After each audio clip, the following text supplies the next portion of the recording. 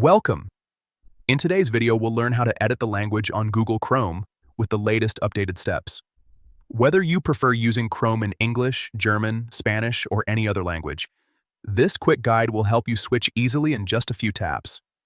First, open your Chrome browser on your device.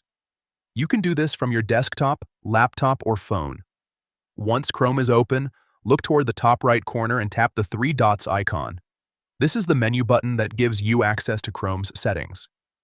Next, from the drop-down menu, select Settings. This will open a page full of options that help you personalize your Chrome experience. Here, we're focusing on language settings. So, scroll down until you find the section labeled Languages. On some devices, this might appear under Advanced. Once you see Languages, tap it to open the Language Preferences menu. Now, look for the option that says Add Language. Tap on Add Language, and Chrome will display a full list of available languages. From here, choose your preferred language, whether that's English, French, Turkish, or any other language you want Chrome to display. When you tap on the language you want, Chrome will add it to your list. After adding your new language, you can adjust its position in the list. Chrome uses the language at the top as the main display language.